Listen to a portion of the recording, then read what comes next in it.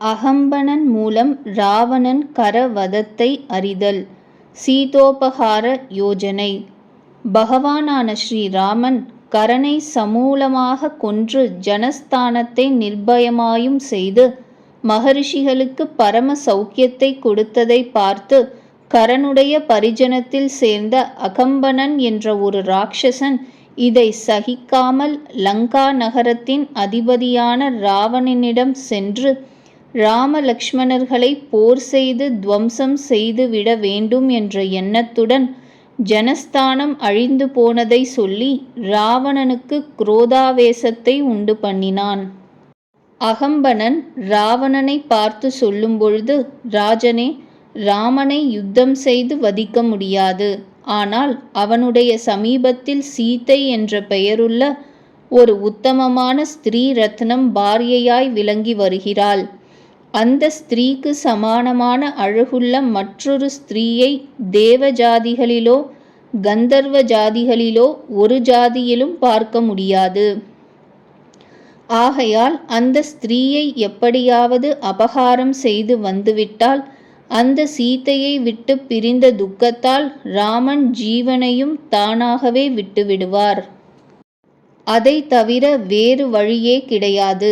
அவ்விதம் ராமனை ஜெயித்து ஜனஸ்தான நிவாசிகளான உன்னுடைய பிராத்தாக்களுக்கு நீ திருப்தியை உண்டு பண்ணி வைக்க வேண்டும் என்று சீதாபகாரத்தை அகம்பனன் என்ற ராட்சசன் இராவணனுக்கு உபதேசித்தான்.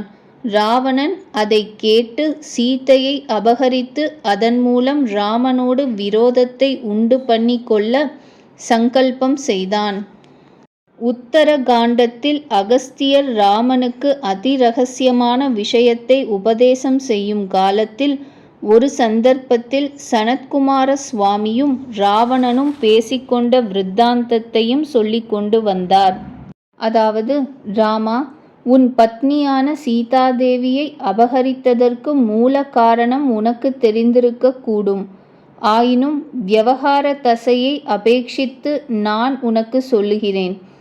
முன்பு கிருதயுகத்தில் பிரம்மபுத்திரனான சனத்குமார சுவாமியை இராவணன் ஒரு சமயம் சந்தித்து பிரதக்ஷிண நமஸ்காராதிகளால் சந்தோஷிக்கச் செய்த பிறகு இராவணன் பரம வினயத்துடன் சனத்குமார சுவாமியினிடம் பிரஷ்னம் செய்தான். ராட்சசர்களும் அசுரர்களும் தானவர்களும் அநேகம் பேர்கள் மகாவிஷ்ணுவிற்கு எதிரில் யுத்தம் செய்து விஷ்ணுவினால் கொல்லப்பட்டு மரித்திருக்கிறார்களே, அவர்கள் என்ன கதியை அடைந்திருக்கிறார்கள்? மகாவிஷ்ணு அவர்களை எதற்காகத்தான் கொன்றார் என்று கேட்டான். சனத்குமார சுவாமியும் அதற்கு பதில் சொன்னார். திரைலோக்கிய நாயகனாயும் சக்கரபாணியாயும் உள்ள மகாவிஷ்ணுவினால் எவரெவர்கள் யுத்தத்தில் கொல்லப்பட்டவர்கள் ஆகிறார்களோ அவரவர்கள் அபராஜிதமான வைகுண்டத்தையே அடைகிறார்கள். பகவானுடைய கோபமும் பகவானுடைய பிரசாதத்திற்கு சமானமானதுதான் என்று சொன்னார். இராவணனும் சனத்குமார சுவாமியின் வார்த்தையை கேட்டவுடன் மகத்தான ஆச்சரியத்தை அடைந்து, நாமும் எப்படி விஷ்ணுவிற்கு விரோதியாக பெரிய யுத்தத்தில் விஷ்ணுவினால் கொல்லப்பட்டு முக்தனாகுவோம் என்று நினைத்து மிகவும் கவலையுடன் சனத்குமார சுவாமியினுடைய எதிரிலேயே நின்று வந்தான். சனத்குமார சுவாமியும் இராவணனை பார்த்து சொன்னார். ராவணா, நான் முன்பு சொன்னதிலிருந்து உனக்கு விஷ்ணுவோடு விரோதித்து கொண்டு பெரிய யுத்தத்தில் அவரால் கொல்லப்பட்டு நாம் எப்படி மரிப்போம் என்று ஆலோசிக்கிறாய் என்று தெரிகிறது.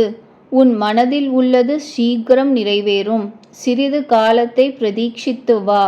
அதை வியக்தமாய் என் மூலம் தெரிந்து கொள்ள உனக்கு இச்சையிருந்தால் அந்த இரகசியத்தையும் சொல்கிறேன் கேள். கிருதயுகம் முடிந்து திரேதாயுக ஆரம்பத்தில் இக்ஷ்வாகு வம்சத்தில் உதிக்கப் போகிற தசரதர் என்ற அரசனுக்கு பகவானான விஷ்ணு புத்திரனாக அவதரித்து ராமன் என்ற திருநாமத்துடன் தேவர்களுக்கும் மனுஷ்யர்களுக்கும் க்ஷேமத்தை அளித்து கொண்டு விளங்கி வரப்போகிறார். அவரோடு உனக்கு விரோதம் சித்தித்து அந்த ராமனால் ஹதனாயும் ஆகி வைகுண்டத்தை அடைவாய் என்று இராவணனுக்கு சனத்குமார சுவாமி உபதேசம் செய்தார். இந்த ரகசியத்தை அகஸ்திய பகவான் ராமனிடம் பிரகாசப்படுத்தி, ராமா, அந்த சனத்குமாரர் வாக்கியத்தை கேட்டதிலிருந்துதான் ராவணன் உன்னோடு விரோதத்தை எதிர்பார்த்து கொண்டு சீதையை அபகரித்தான். லங்கையில் அசோகவனத்தில் சீதையை கொண்டு போய் ஸ்தாபித்து மாத்ரு புத்தியோடும் மிகவும் ஸ்ரத்தா பக்தியோடும் சீதையானவள் ரட்சிக்கப்பட்டு வந்தாள் என்ற ரகசியத்தை ராமனுக்கு அகஸ்தியர் சொன்னார். இதற்கு மூலமோ சனத்குமார ராவண சம்வாத ரூபமான கதையாகும். இது உத்தர ராமாயணத்தில் பிரசித்தமானது. அங்குள்ள ஸ்லோகங்களுள் இங்கு சில பிரகாசப்படுத்தப்பட்டிருக்கின்றது.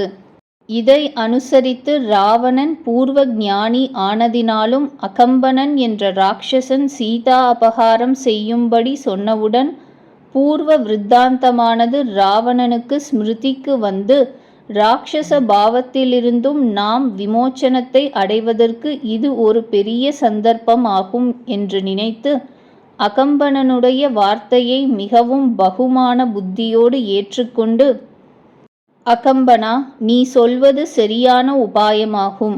நாளைய தினம் காலையில் சீதா அபகாரத்தை செய்ய கிளம்புகிறேன். சாரதியும் நானும் தனியாய் போய் காரியத்தை முடித்து வருகிறோம் என்று சொல்லி அகம்பனனை அனுப்பிவிட்டான். மறுநாள் காலையில் சீதா அபகாரத்தை உத்தேசித்து பிரஸ்தானமாகி மாரீச்சனையும் தனக்கு சகாயத்திற்கு அழைத்து போகும் உத்தேசத்துடன் தாடகையின் பிள்ளையான மாரீச்சனுடைய ஆசிரமத்திற்கு சென்றான். மாரீச்சனும் ராவணனை வரவேற்று ஆசனம் கொடுத்து உட்கார வைத்து வந்த காரியத்தை பிரஷ்னம் செய்தான்.